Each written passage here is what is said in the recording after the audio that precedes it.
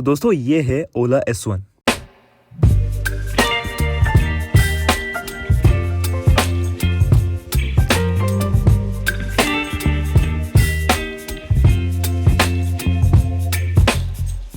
Porcelain white के साथ ये मैंने खरीदी थी और अभी तक मैं इसको चला चुका हूँ 5500 किलोमीटर के आसपास, वो भी मात्र 5.5 महीने के अंदर।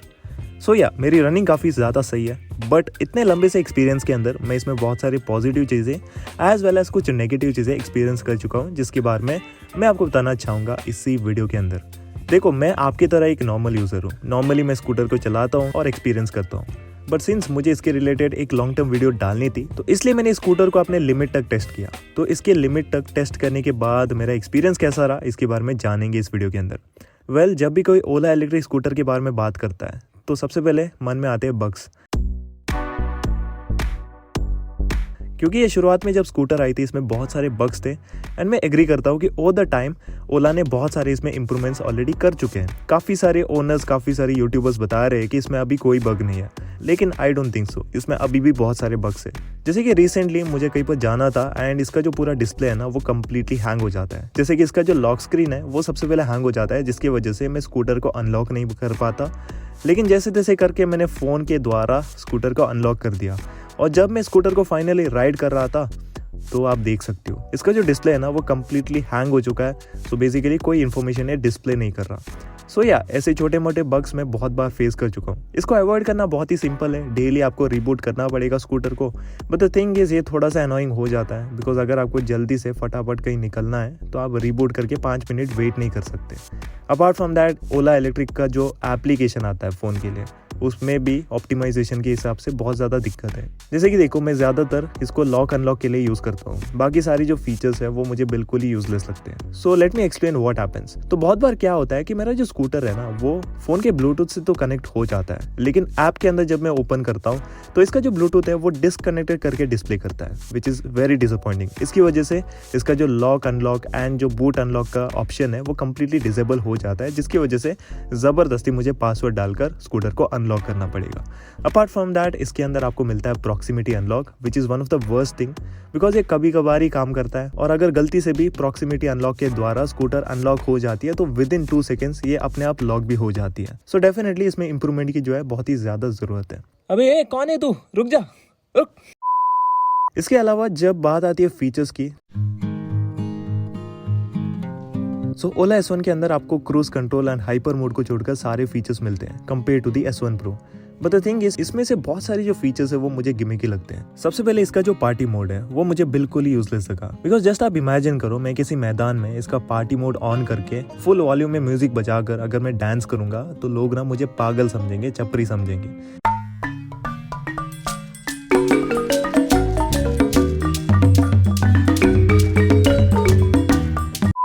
ये तो सबसे पहले गिमिकी लगा मुझे।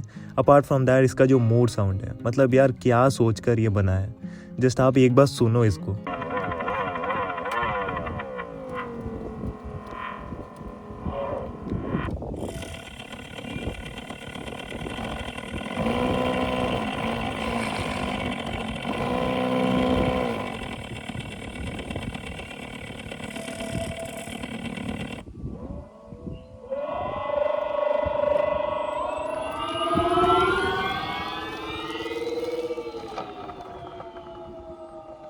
अगर इन जैसे मोड साउंड्स के साथ अगर मैं पब्लिक में जाऊंगा तो लोग लिटरली मुझ पर हंसेंगे।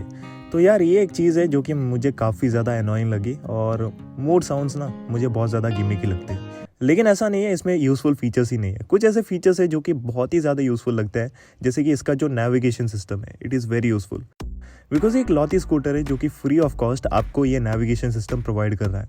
बट इसमें एक छोटा सा डिसएडवांटेज है। ये जो नेविगेशन सिस्टम है ये वर्क होता है मैप माई इंडिया से।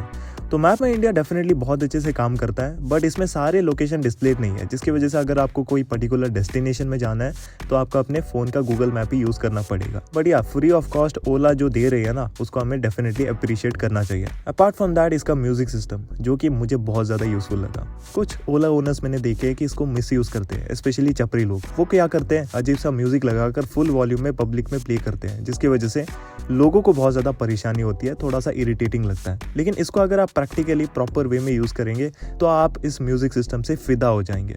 अपार्ट फ्रॉम दैट आपको इसमें डॉक्यूमेंट अपलोड का ऑप्शन मिलता है, जिसके अंदर ना बहुत सारे डॉक्यूमेंट आप अपलोड कर सकते हो। ये भी बहुत ही यूज़फुल फीचर है क्योंकि फिजिकली आपको कोई डॉक्यूमेंट कैरी नहीं करना पड़ता। अपार्ट फ्रॉम दैट इसका जो 7 इंच का डिस्प्ले है वो काफ़ी ज़्यादा स्मूथ है, टच रिस्पॉन्स इसका काफ़ी सही है। बट या एट द एंड इसका जो सिस्टम है वो थोड़ा सा लैगी फील होता है, जो कि इम्प्रूव होना चाहिए over the update.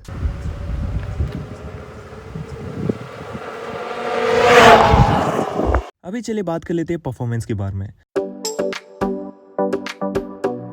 So in terms of performance या Ola S1 as well as S1 Pro के अंदर आपको one of the best performance मिल जाती है। बट इसके अंदर एक छोटा सा फ्लॉ है जिसके बारे में मैं आपको बताना चाहूँगा। सो S1 के अंदर आपको मिलते हैं 3 mode, eco, normal and sports. Eco mode completely useless है, इसको मैं कभी कभार ही सिटीज़ में बम्पर टू बम्पर ट्रैफिक के अंदर ही यूज़ करता हूँ। And then comes the normal mode and the sports mode. आपका जो नॉर्मल मोड है उसके अंदर 81 किलोमीटर की आपको टॉप स्पीड मिलती है and this just performs like any other 110 CC petrol scooter. और आपका जो स्पोर्ट्स मोड है ना उसके अंदर आपको इनसेन परफॉर्मेंस मिलती है। जो इसका पिकअप है, जो mid range and top end performance है, it is completely on the next level. But यहाँ पर प्रॉब्लम क्या है इसके बारे में डिस्कस कर लेते हैं। प्रॉब्लम बेसिकली तब आती है जब आप विद पिलियन किसी बड़े से हिल्स में जाते हो।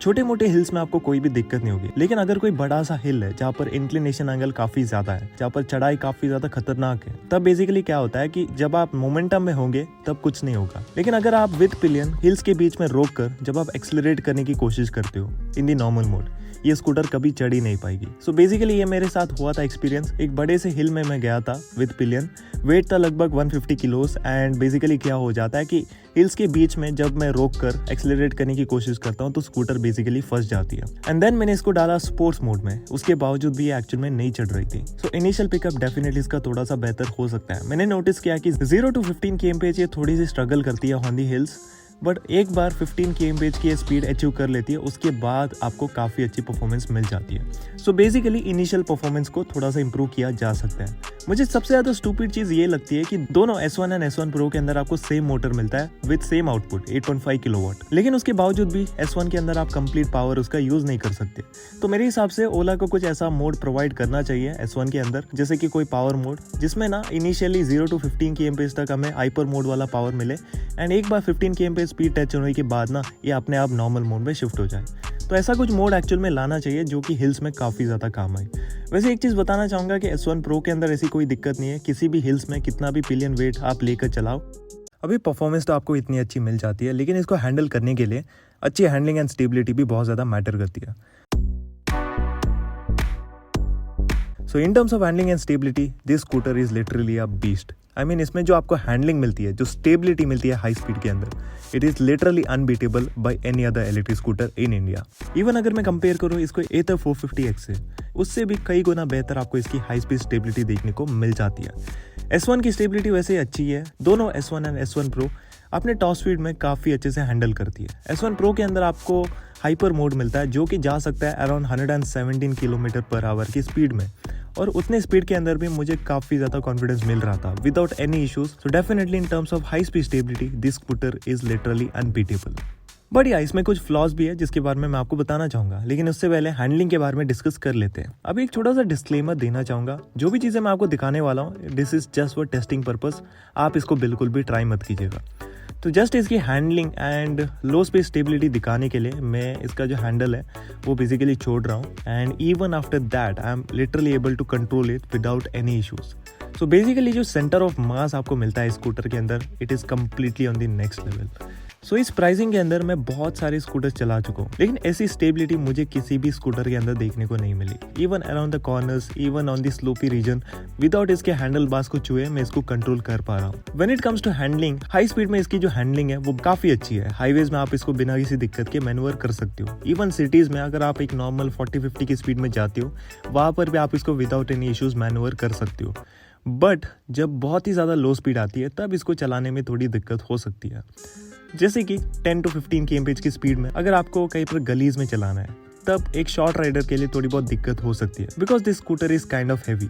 121 किलोज की वेट है S1 की एंड S1 Pro की वेट पहुंच जाती है अराउंड 125 किलोज। इसके अलावा इसके जो हैंडल बार्स है वो ज्यादा घूमते नहीं है, जिसकी वजह से आपको टर्निंग रेडियस काफी कम मिलता है। सो अगर आपको कहीं पर यू टर्न लेना है तो यू टर्न लेने में थोड़ी दिक्कत हो सकती है, या फिर इसको टाइट स्पॉट में पार्क करना बहुत ही बड़ा हेडेक आपके लिए हो सकती है बिकॉज सिंस इसके हैंडल बार्स ज्यादा नहीं घूमते तो आपको बार बार आपकी स्कूटर को जो है एक ही पोजीशन में घुमाना पड़ेगा, which is kind of irritating. But या ओवरऑल एट द एंड जब हम बात करते हैं डायनेमिक्स की, जब हम बात करते हैं शेयर स्टेबिलिटी की, हाई स्पीड में इस स्कूटर को कोई भी बीट नहीं कर सकता। सो या let's also talk about range.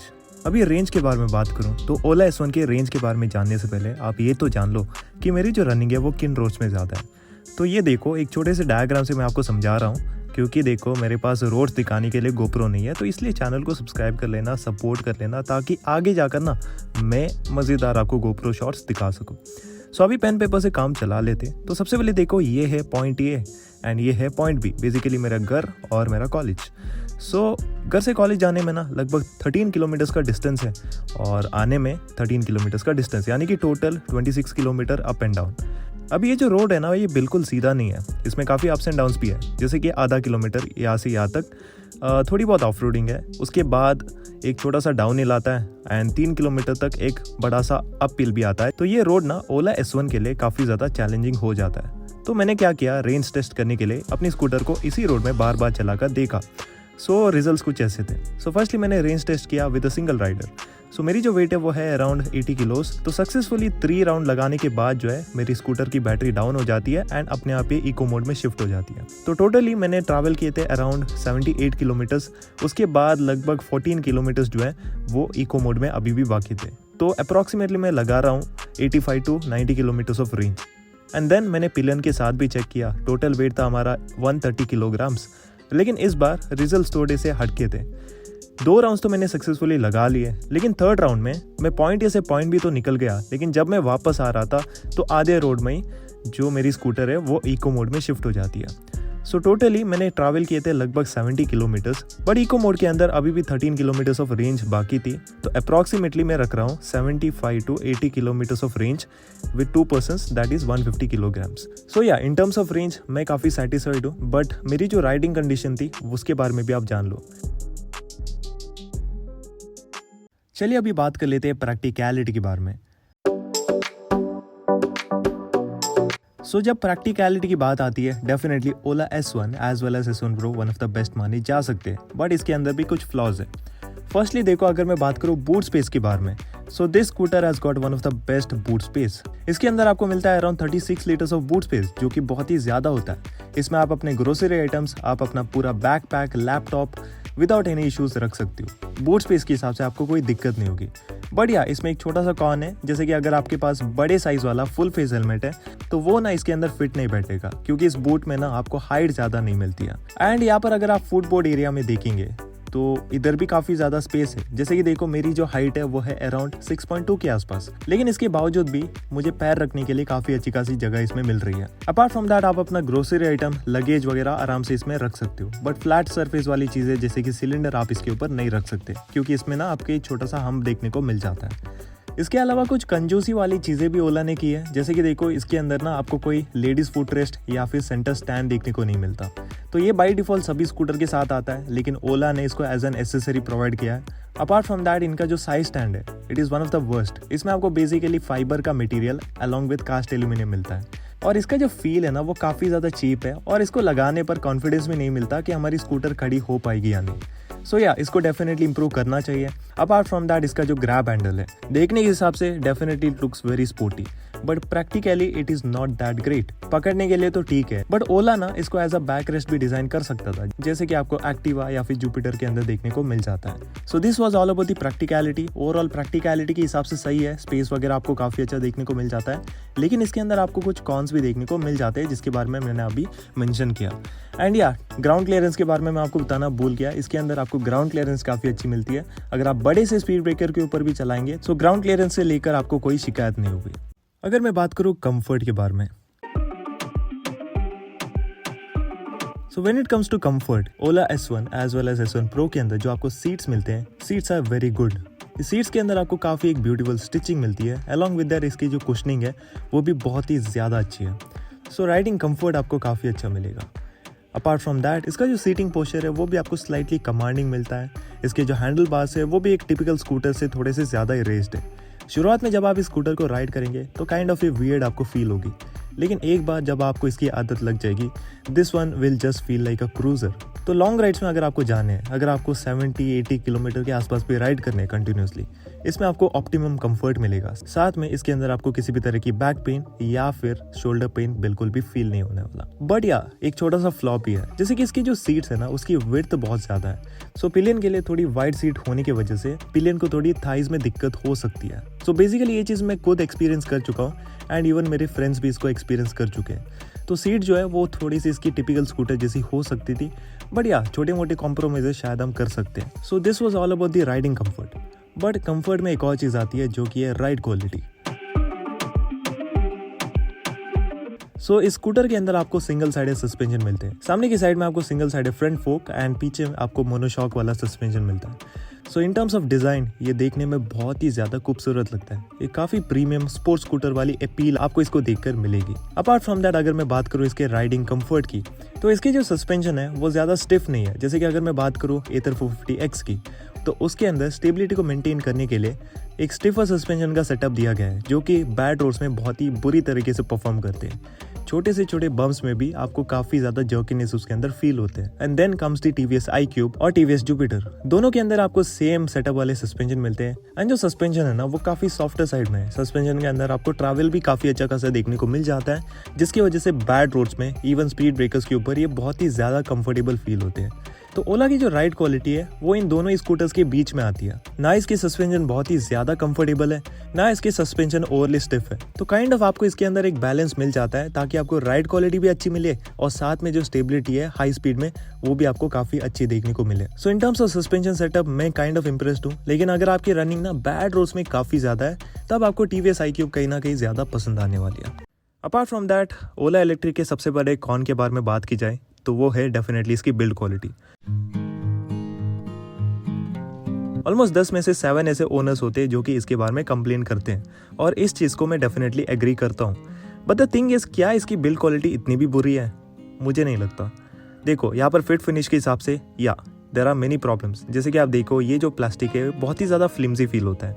जो फिट फिनिश है यहाँ पर उतनी ग्रेट नहीं है। तो मेरे हिसाब से बिल्ड क्वालिटी ठीक ठाक है, इंप्रूवमेंट की ज़रूरत है, but it is not that bad. अभी रैटलिंग की बात ही चल रही है तो एक और चीज़ मैं आपसे शेयर करना चाहूँगा जो कि मैंने रिसेंटली फेस किया था अपने स्कूटर के अंदर। सो बेसिकली इसका जो हेडलाइट है ना ये ना एक्चुअल में चेंज किया है मैंने। सो अंडर वारंटी मुझे इसका रिप्लेसमेंट मिला था। सो बेसिकली इसमें बहुत ज़्यादा रैटलिंग साउंड आ रही थी स्कूटर के हेड यूनिट में, एंड जब मैंने एक्चुअल में इसको इंस्पेक्ट किया तो मुझे पता लगा तो हेडलाइट के अंदर जो बल्ब होता है ना उसमें से एक बल्ब बहुत ज़्यादा हिल रहा था, जिसकी वजह से रैटलिंग साउंड आ रही थी। तो मैंने सर्विस सेंटर जाकर दिखा दिया और उन लोगों ने इसको फ्री में रिप्लेस कर दिया।